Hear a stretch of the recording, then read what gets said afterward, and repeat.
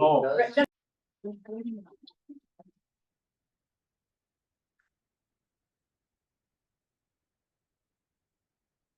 Trying to make a grown man cry, are you? Did a pretty good job of it. Anyhow, I'm sure glad to be here today, and I wrote some notes because I'm kind of forgetful now. I want you guys to know I'm older than Joe Biden, so if I start to nod off or get incoherent or perhaps a little flatulence, I hope not. Just poke me a little bit. Anyhow, I'm really glad to be here today, and happy birthday to you. By golly, Kathy, I'll tell you. I just love that guy you're with. You know, he's one of the reasons I joined that noon group, you know, because he got what I want. Mike's the man. So, good to be here. And Suzanne, I asked Suzanne to introduce me when I was here, when she introduced Daniel, you know, and she's so eloquent, you know, and she's got such a delivery and everything, such a presence that I just thought I'd ask her, you know, to introduce me. So, but I didn't know I was going to be speaking right away. But anyhow, it's pretty cool. And I don't know who she was talking about, but thanks a lot. It was good. Anyhow, let's see. I actually shed a few tears when I wrote down these few notes. You know, I'm getting to the end of the days, you know, and it looked back on my life, and there's a lot of shit in there that I kind of buried and put away, you know, but I had to dig a little of it up, but it's okay. You know, it's who I am. So I prayed about this before I came out here this morning. So if I don't do so well, you blame God. No. Anyhow, all right. Oh yeah, I was going to, you know, this is kind of like a walk down memory lane for me. I was thinking about people that were here, you know, with my sobriety and stuff. And the last time I was at this podium was when I introduced my friend Frank C. He was speaking, you know, and I really miss that guy, you know. Him and I took a third step together, and after we'd been sober a long time, you know, because both of us were screwed up, you know, and sobriety is a tough deal for guys like me and him, you know, just, you know, got to pretty much throw yourself into recovery if you want to make it, you know. And so that's what he did that too, you know, he sponsored so many guys and he did so many good things. And, you know, I miss him on Christmas and Easter because we'd call each other and talk and text each other and talk about God's mercy and how it saved a couple of damn wretches like us, you know. But it's pretty cool, you know. I really miss that. But you know, last time I saw him before he passed away, you know, he worked with so many people, but he also did that passion play out there at Christian Life Center for years. You know, he did it for 20 years, you know. And I went to see him several times, took my family out, they watched him and stuff. But, you know, I said, "Are you still doing that passion play, Frank?" And he said, "No." He said, "I did it for 20 years, you know." And he said, "The last time I did it," he said, "I got to be the thief at the right hand." He said, "I finally got it fucking right." He said, "I don't have to do it no more." So that was pretty cool. But anyhow, I wanted to mention him, and I'll probably be mentioning some other people, you know, as we go through here. And I don't know if that's breaking anonymity or not. I don't really give a shit. They help me switch over. I love it, you know. Okay. I was raised in a small town not far from here, Drummond, you know, and I was born in Deer Lodge, but I was raised in Drummond. I went to school there. My parents were really strong Catholics. I was an altar boy when I was in grade school for 8 years, and you know, I had a rough time with the church. You know, I don't want to talk much about that. I've already raked that over the coals a lot, but I've come to peace with that finally. You know, so I'm really happy about that. But it's pretty tough, you know, when they tell you that because you're born certain religion, you're automatically going to heaven, and then, you know, everything else you do after that, you're going to hell. It's pretty tough to deal with that, you know. That kind of got ingrained in me over the years, you know. I'm gonna tell this story. It's a little bit off color, but you know, it's kind of made I kind of like it. It's about the little kid that went to confession, you know, and he was talking to the priest and he was telling him all the bad things he'd done, you know, and in confession. And when he got done, the priest said, you know, Johnny, he said, you're going to have to quit playing with that thing or you're going to go blind, you know. And he said, Father, I'm only going to go till I need glasses. He said, that's kind of the catch 22 we were in, you know. What are you going to do, you know? Like the big book talks about, we got all those instincts run wild, and you know what are you supposed to do with them? You know, when you're a kid and everything you do is wrong. But anyhow, that had a lot to do with the way you know I went in my life. You know, that was kind of the direction that it was set, and that stuff got ingrained in me because I wanted to be this good person. I wanted to do right, but it wasn't in me to do right. You know, I just couldn't do it. I tried like hell. You know, I really did. You know, yeah. I wanted to be like some of those heroes in the Bible that they had, you know, like Samson and all those guys that were tough and they could do this and that. So I remember Samson, though. I used to read about Samson, and he was what they call a Nazarite. He was dedicated to God from birth, and there was three things he shouldn't do. The same three things that I did. You know, you weren't supposed to drink strong drink, you know, which is the first thing I did. Drink plenty. No, I wasn't supposed to consort with foreign women, you know. Well, hell, I was jumped right in the middle of that. And then in the end, you know, it's the long hair and everything. That it wasn't the hair that did it. It was he lost his spiritual sight, just like I did. I lost my way. I lost my sight someplace along the line. I became something that I wasn't meant to be, and the alcohol just fueled that, you know. Because I'd always figured that my problem was a spiritual. I had a spiritual dilemma right from the start, but you know, the alcohol just the symptom of my disease, you know. I remember my first drink I had, I went to work in the hay fields up there at Helmville. My mom's side of the family homesteaded that country years ago, and that family cemetery there at Helmville is where my parents are buried. And that's full of Irish Catholics, you know, up in that country. Good people, hardworking people, you know. But I went up there and I was just 12 years old, and they wouldn't let me stay in the bunkhouse with the, you know, all the rowdies out there. The people that they had the ranch, they put a bed for me out there on their porch, and I was there, you know. But every weekend they'd go to town and get drunk, you know. And that one weekend they come and got me because those folks were gone someplace, and they got me and they took me down to the bar there in Helmville. And, you know, and they said, is he old enough to drink? And the bartender said, can he see over the bar? And I can still see that bartender looking at me over the bar, you know. He said, yeah, he can see over the bar. He's old enough to drink. So that was my first experience with alcohol. And I drank alcoholically from the time I was, you know, right off the bat. I couldn't handle it. I got so sick. Oh God, I thought I was going to die, and I couldn't wait to do it again. You know? God, how crazy is that, you know? Anyhow, my high school days were pretty good and stuff like that. I got to be careful because I get off on a drunkalog, you know.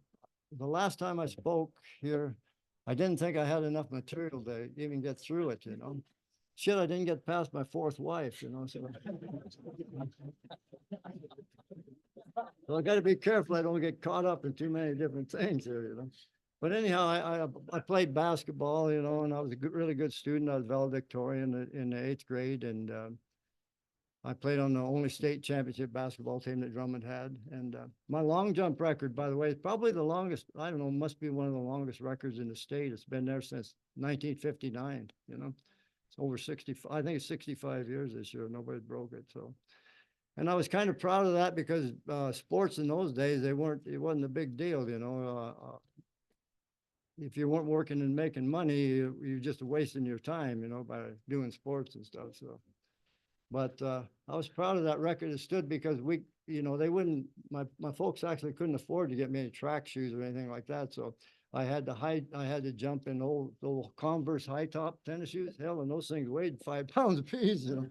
But still, you know, managed to set that record. So, you know, if anybody beats it, I've always got that excuse. Well, you do it in high tops, you know. You can have it, you know. So I kind of hang on to that. But anyhow, I started drinking with my friends and stuff, and it was, you know, everybody drank. It was just a culture, you know. All the problems were settled at the Long Branch Saloon, you know. That's where it was. And so I got out of town as quick as I could, you know. I went in the army when I was 17, and that's where I really learned how to drink when I got in the service, you know. I was in I went in before Vietnam got started. You know, people say, were you in Vietnam? I said, no, hell, I was in and out before it even got going. You know, I went in 1960 and I got out in 63. And there wasn't much going on. You know, I was in the construction engineers, and I went through the whole almost of my full military service with a kid from Eagle Butte, South Dakota, Indian kid. And that was the toughest guy I ever saw, you know, and everybody was always fighting, you know. Him and I were buddies, and, you know, so he had this reputation, and I could hold his coat and he could do all the rest. Well, I did get in a lick or two, but, you know, it was, everybody fought. It was the damnedest culture there ever was, you know, and I don't know how to explain it, but there was a lot of stuff going on, you know, I was sitting in the barracks in Fort Bragg, North Carolina, when John F. Kennedy was elected president, you know, and that's when the civil rights movement started. And there was a lot of racial strife in the military. People were always fighting among themselves, and we were fighting in the different units and stuff. There got a lot of people. I should write a book about Jim sitting there. He can write a book about it. But it's you know, there was a lot of shit went on in there. You know, people got killed and knifed, and everybody was fighting, and you didn't go any place by yourself. And they had a lot of cliques and stuff. And I got wrapped up in that mob stuff, you know, and everybody was drinking. It was a badge of honor to drink, you know. If you could drink with the company commander, you know, you were really in, you know. I mean, but everybody was just as nuts as I was, and we were crazy, and people got wrapped up in that mob violence, and, you know, and it was a hell of a mess there, you know, and I had kind of let that go in my inventory. I didn't even think much about the military, but when I started hanging out with Scotch, you know, he really helped me through a lot of that stuff, you know, and he explained to me why my behavior was as it was, you know. A lot of it was because when you're in the military and you don't have a common enemy, you know, the thing to do is fight among yourselves, you know. So it was pretty bad, you know. And I had a real moral breakdown in there, you know. That's where I started doing all the stuff that I didn't think I'd ever do, you know. And by the time I came home, before I was 21, I was a full-fledged alcoholic, you know. I spent a lot of time, and most of my time in Germany and France, you know, and yeah, it's quite a deal. But I'm glad I got through it okay, you know. Yeah, I got back home, my drinking got worse, you know, I just was drinking all the time. I was a huge embarrassment to my family, you know, and they couldn't wait to get me out of there. And on top of that, I married a woman, my first marriage. Here's a dumb kid, just came out of the service, didn't have no responsibility, nothing, drunk, you know. I married a woman with 3 kids right off the bat, you know. That was a good move, you know. Yeah.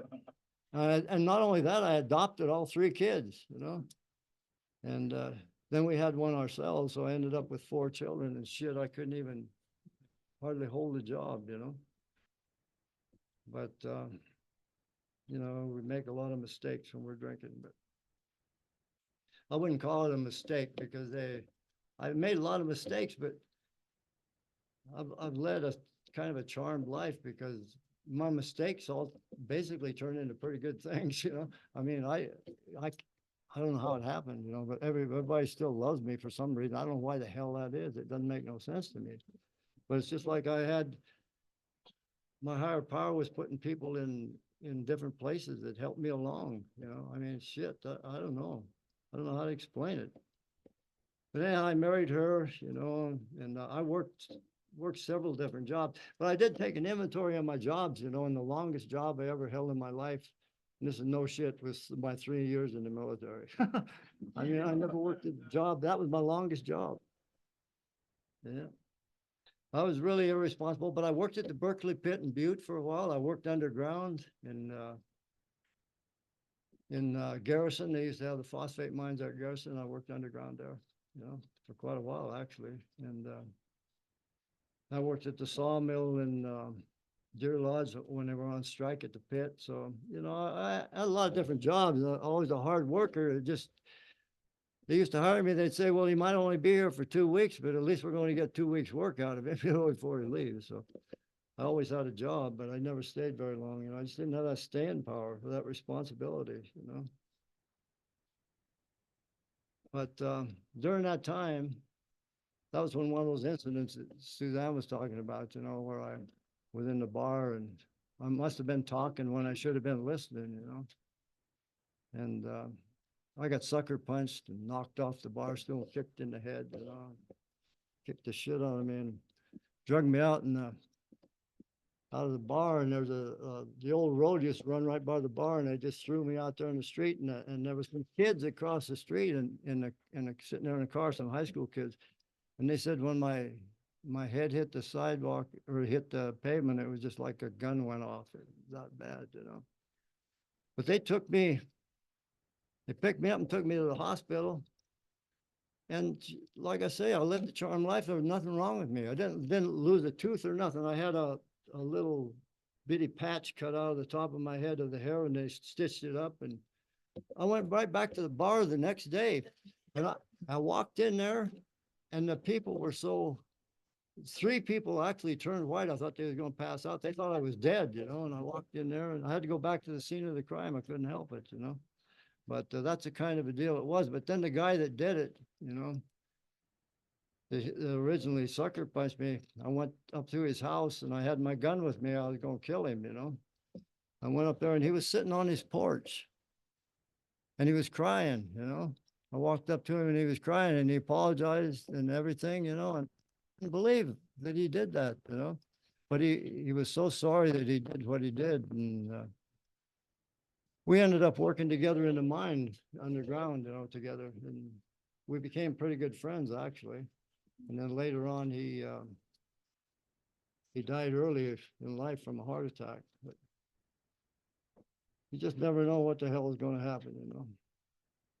But after that, I kept getting worse and worse, and my behavior kept getting out of control. And that was when I really went nuts. And shit, I had a girlfriend down at she worked at a restaurant there, and I was drunk and I was going to go pick her up after work, and everybody was afraid I was going to do something stupid, and they locked the door. And when they locked the door and locked me out, I really got upset, you know. So I went and got a bunch of tumbleweeds and grass and shit and piled it all up along the restaurant there. I was going to burn her out. I was going to burn her out. And they come and got me. And then later on, I ended up shooting out the street lights and all that kind of shit. And so they put me over in the nut house. I didn't think I was going to get out, you know. I was in there for a year, you know. And boy, I was really screwed up. And they had me on all kinds of different medications and stuff. And nobody even once thought that maybe I had trouble with alcohol, including me. I did not know that I had an alcohol. I did not know that I had a drinking problem. I thought every time I went crazy, I thought somebody put something in my drink, you know. That's a Mickey, they used to call it. Somebody put a Mickey in my drink. Geez, you know. I don't even know what the hell a Mickey was, but I knew I was going crazy when I drank, you know. And there wasn't much else I could do about it, you know. I got in there, that was a bad time in there, you know. I don't remember a whole lot about it, but I remember one thing about it. Somebody came in there that I didn't even know. I didn't have no visitors while I was there, but somebody came in and they were going to talk to me about Jesus, you know. And I shut down right now, you know. I didn't, but you know, I listened to what he said. I was as you know, as good as I could be. I listened to him and everything, and it didn't have much of an effect on me. But later on, when I was thinking about my time in there, you know, I thought about him, and I thought that was the only person that give a shit about me, to come in there and talk to me. You know, it was quite remarkable, actually. And then I got to wondering, am I ever going to get out of this goddamn place? You know, I didn't think I was ever going to get out, to be honest with you. And that's where I started getting ideas like maybe there was things like angels and stuff like that was helping me out from time to time, because I was worried. When I was in there years ago, they still had lobotomies, and shock treatments and shit like that. I was afraid they were gonna do that to me. I didn't think I was going to get out of there at all. And one day I was sitting there in the dining room, and this guy came up to me, and he said, "You don't belong in here." And I said, "Oh, I don't know how the hell I'm going to get out of here." But anyhow, this guy was from Butte, and he had a delivery truck, and he'd pick up supplies for the nut house over there in Butte and bring them over and stock the shelves and stuff and everything. And he said, "I'm going to see if they'll let you help me." So he got me to helping him, and it worked out really good for both of us, and we stocked that place, and he told me lots of stuff, and he says, "I'm going to help you get out of here." And I said, "I don't know how the hell I can get out of here." But he said, he talked to the administration, and they said, "If you can get a job on the outside someplace," he said, "you can get out, and we'll let you out on a trial basis and see what happens." And they did. They let me out, and I never looked back, man. I jumped in my car and went to Vegas. I got the hell out of town. But when I left, I left that family, that I had. That's another thing. I mean, like I told you, I've told people, I said, if you really knew who I was, you wouldn't like me, I left that family, and they went on welfare, and I did call her up a couple times, and I said, "I'll send you some money." And she said, "Well, if you send me money," she said, "send it under the table, because if they know you're sending me money, I won't be able to collect all the welfare." And she wanted to collect both, It pissed me off, I was really indignantly, righteously indignant, Here I got kids to support and everything, and I'm indignant as hell because she won't. So I said, to hell with it, But by the time those kids were raised, I owed a whole bunch of money because I had to pay it all back, They knew where I was, and I had to pay all that back, And it took me years and years and years of working to pay that back, And finally, when my mom passed away and the kids sold the house, I got enough money to make them an offer and pay them off.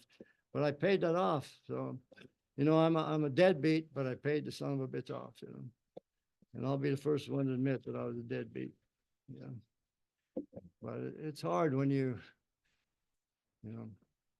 and in the meantime, I was married to her for 5 years, and I got out of that marriage, and when I got to Vegas, I got married again, And we had 2 kids. And I was working construction and worked all over the country, but I was based in Vegas, but I worked all over and worked in Denver on a pipeline job over there, and that's where one of my children were born. I got to tell a story about that, because here I am, this wonderful alcoholic thinking that I had at the time, Of course, I didn't think the child was mine, because we were split up for a while, So here I am, running around thinking that the child ain't mine. She's about ready to go to the hospital, and I go to work that day, and nobody gets a hold of me. So she ends up going to the hospital in a taxi cab, And oh shit! And then I went out after work to the bar, and it was customary to pass out cigars. So I bought a bunch of goddamn cigars, passed those out, and made a big ass out of myself, and ended up getting in a big fight with the cops. The cops worked me over good that time too. I've been worked over by them cops, let me tell you that. I got worked over, they squeezed off my windpipe, where I couldn't breathe, broke my windpipe, and I pissed my pants, and they drugged me off to jail, gave me a mug shot. I looked really good too. But that's the kind of shit I went through, with my drinking. And, always had this idea that it wasn't that I was thought I was so goddamn tough, but I was fast. I was really fast. And I'd make a big mistake every time. I'd say, "I bet you can't get the goddamn handcuffs on me," And the fight was on, and they chased me all over, And finally, when they did catch me, they just beat the shit out of me, because they didn't like that, But I could get away from them for quite a while, But I don't know why I did that. I did. I don't know why I did that. I sure did. Anyhow, I got out the next day, but see what it boils down to is I take a look at myself. How are you going? Well, my wife, it was an easy deal there to make some amends because she knew I was running around anyhow, you know. So it wasn't that hard. She knew I was running around and I knew she was running around and she knew how I thought, you know. But how the hell do you make amends to the child, you know, thinking that, you know, they love me so much and thinking that, you know, for me thinking that way when they were born, how can you say that? I think that's one of those cases where you don't say nothing, you know, you to injure them or others, you know. So I never told her, but I love my kids so much, and they don't know that I doubted that they were mine, you know. I mean, that's pretty goddamn sick. But anyhow, my last drink in Las Vegas, you know, was when I got in another fight with the cops, and that's what Frank liked about me. You know, he identified with my last drunk where the cops beat the shit out of me again and took me out in the desert and put the gun to my head. They were going to blow my head off, you know. And I remember laying there with the gun up against my head, and I was actually wishing that they would pull the fucking trigger, put me out of my misery, you know. That's how bad it was, you know. But they let me go for some reason. With the grace of God, I guess that's it. But that's what Frank identified with that, you know. He thought that was something that might have happened to him, you know. Anyhow, shortly after there, my wife at that time, my second wife, told me that she was going to leave me if I didn't do something about my drinking. And here she was a drug addict, you know. And she took me to my first AA meeting, dropped me off, and that was when I went in there. Uh, I didn't think anybody could help me, but I heard my story at my first AA meeting, and I thought, you know, it was better off for me to be an alcoholic than crazy. So I went ahead and accepted the fact that I was an alcoholic at my first meeting, well, for whatever reason, but that was the reason. And I thought it was better than being crazy, but I never had a drink since, you know. I heard my story and I got a good sponsor. He kind of adopted me, you know, took me under his wing. And I'm having a little trouble talking because too much shit hitting me at once, you know. I mean, it's hard for me to deal with this, but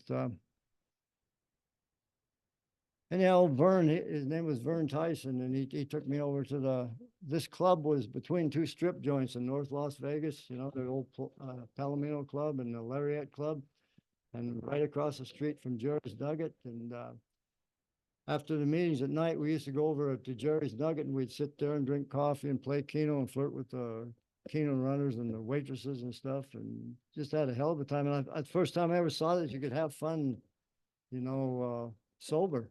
Actually, everybody wanted to wait on us, and people used to come up to our table and say, "What convention are you guys from?" and all this stuff, you know, because we were having such a good time. They didn't know why, but we were having a great time. Oof. Anyhow, I'll get back on track here by starting out with the steps. You know, I accepted at my first meeting that I was a real alcoholic. I knew my life was unmanageable, and that was the easy part for me. I had a lot of trouble with the second step, where I didn't understand what sanity meant. You know, they talked about came and came to and came to believe, and then they talked about maybe God could restore you to sanity. Well, I didn't know what sanity meant, but my sponsor took me through the book and showed me that after the ninth step, it talked about sanity being, you know, turning to God at once whenever things came up like anger, resentment, and all those things that I didn't know how to deal with. That's what I was supposed to do, was turn to God.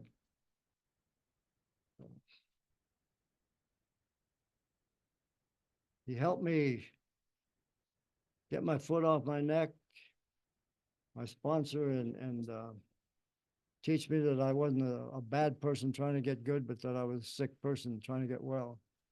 He's the one that deprogrammed me from the church upbringing that I had and told me that I could accept a God in my life that loved me, and I didn't have to live with that vengeful God that I was living with all those years. You know, so we did a third step together. He said, "You don't have to believe in nothing, but somebody out there likes you. Somebody out there loves you." We took the third step together. I'll never forget it. He took me in the back room there, and we knelt down and said it together. And I was so embarrassed at the time. I didn't know what the hell to do, but something happened to me then, and my life turned around when I took that third step with him, you know. And I was able to move on to the fourth step, and that's where I talk about in meetings about the step that set me free, you know, because I learned it about freedom from fear, you know. After I had done my fourth step, it talks about, you know, we asked God to remove the fear from us, and at once we started to outgrow fear, you know, and that's what happened to me. And I knew I had to move on to the other steps, and I went on ahead and started taking the rest of the steps, and the fifth step was a tough one for me because I don't know, but it talks about in the book, if you don't take that step, there's probably a good chance you might get drunk, you know. I had to take it, but it was hard for me to tell my secrets to anybody. Amends, living amends, you know. Actually, I've taken several of those fifth and sixth steps and seventh steps. And up on top of Mount Sentinel someplace, there's a hollow tree up there that's got a list of my character defects stuck in it. You know? I went up there and had a little chat with my creator, you know. Somewhere along the line, I heard a tape when it came time to make amends. I heard a tape about this Indian guy, and it actually took place in Montana State Penitentiary, and he was teaching the inmates around him about animals, you know, and he was talking about, you know, that the animals forgive us when we mistreat them, you know, for some reason they always do, and it was so profound, you know. He thought that, you know, he told each one of those guys that they have some sort of a totem that they should pick an animal that they like and do research on it, and that was probably their totem. But anyhow, not to get into it, but that's just that one statement that he made, that the animals forgive us, you know. It really had a profound effect on me because I was really tough on animals, you know. I was when I was in the military, I was an expert rifleman, you know, and I had the top score in my battalion PT test and all that kind of stuff. But I thought I would have made a pretty good soldier, you know. But anyhow, I did a lot of hunting when I was a kid, a lot of hunting and fishing, and I was a deadly shot with a 22. I'd buy boxes of 22 shells and drive around all day and drink beer and kill gophers, you know, shoot them. And every once in a while, if I thought I missed one or he went down his hole, it really pissed me off, you know? Wow.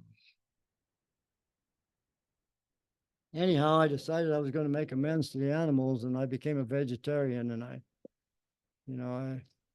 tried to make amends to them because I killed a lot of animals, and I do the hunting for everybody. Give me your tag, I'll go fill it. You know, I was always catching fish, killing stuff. You know, I don't know. But I don't do that anymore. So that's something.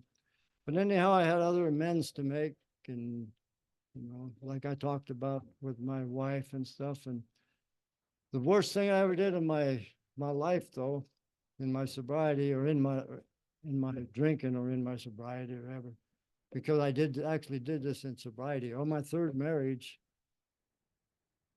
I had the kids, you know. After I got sober, my wife, she became a drug addict, and it even got worse and worse. But I ended up with the two kids, and one of them was her child, and I had never adopted it, but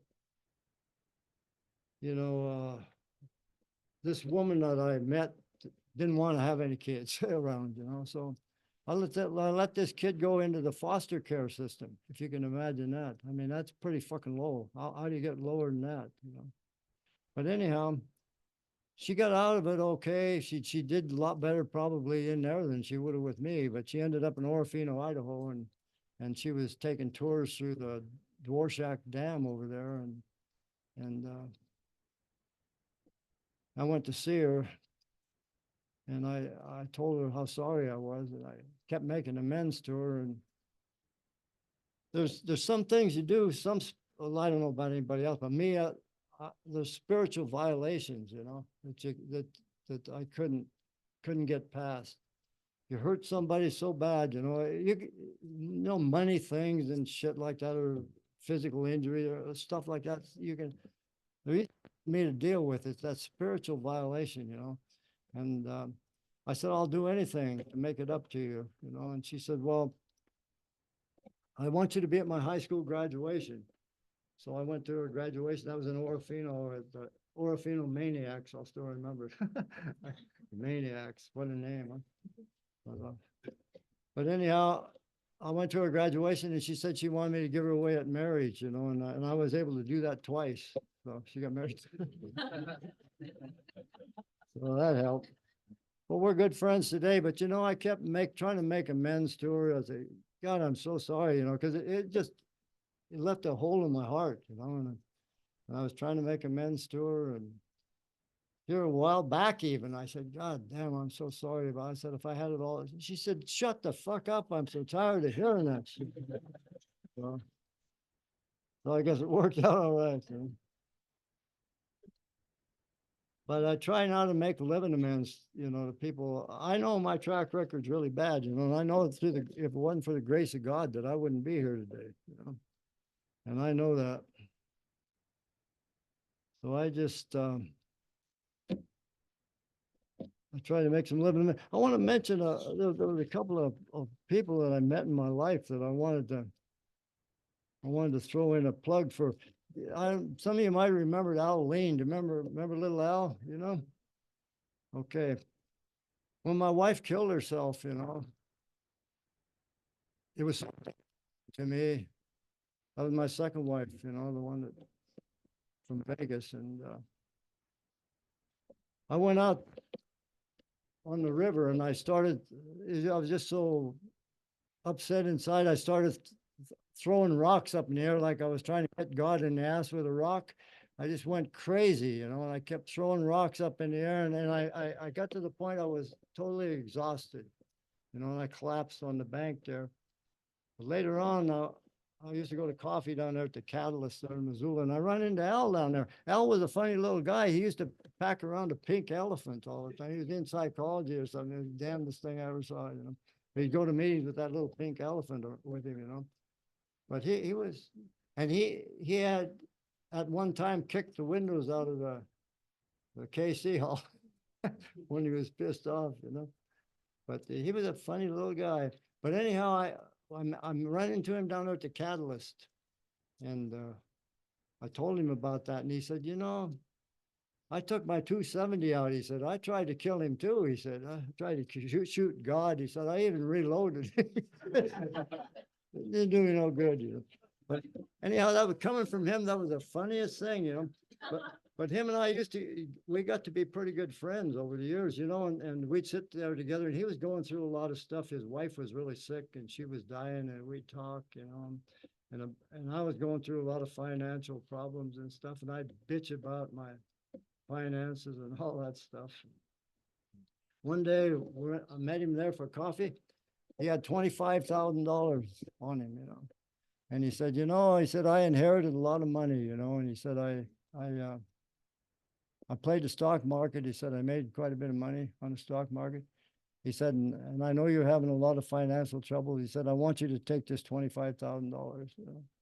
I said, oh, I can't do that. Oh, yeah, I want you to take it. Well, I wouldn't take it. I wouldn't take it from him. And I'll tell you what, I couldn't rub two nickels together at the time. But there was something inside me that said, you know, you've been bitching about your goddamn problems long enough, and here comes a guy that has heard enough of it, and you're going to give you some money so you can take care of it, you know. It just didn't set right with me, you know. So I wouldn't take it. and that I can tell you from that time on, I haven't never had any financial problems in my life. I had a lot of things going on. I went through consumer credit. It took me 5 years to get all my shit straightened out, you know. And then my wife and I were going to buy a house, and I went down to the credit bureau and to see if they would, if I'd take all that shit off my record. And they said, you got to wait 7 years before they take it off your record. So it took me 12 years. It took us 12 years to buy a house, you know. And is Damon still around? He left. It was his sister. She just died recently, you know, that she was one of us, you know. They amputated her leg and an arm and stuff. And she passed away, but she was a real estate broker that worked really, really hard on me getting my place up there at St. Ignatius. And so, you know, I love that girl, and I got to go see her. So now I've got so many, many things to say, but you know, what happened was my, whatever's inside me kind of got in my way, you know. I don't know how to explain it, but like I say, if you only knew me, you wouldn't like me, you know. But through the grace of God, I'm here today, you know. And there's an old song that it's a Christian song. I listen to Christian music a lot, you know, but this song is called Kind, and it describes me perfectly, you know, where this guy says, you know, I cursed your name in anger with my fist held toward the sky, you know. He said, and all you ever did in return is be kind. You know? And then later on, it talks about, he says, you know, he knows I don't deserve it, you know, but he's never changed his mind, you know. All he's ever been is kind. So what can I say? You know, here I am, and there's a lot of people out here today that I love. I've known for years. They're part of my story, part of my sobriety, you know. And I wish I could have offered a little more clarity, but you know, there's a whole lot of shit still there that, you know, I'm just going to try and work my living amends and do the best I can. Stick my hand out. Don't forget, stick your hand out to the newcomer. Wouldn't it be an awful thing if you went to the last house on the block and nobody said howdy or a fucking thing, you know? I think that's about the worst violation that a person can make, you know? I really do. So anyhow, I guess that's it. Thank you, guys.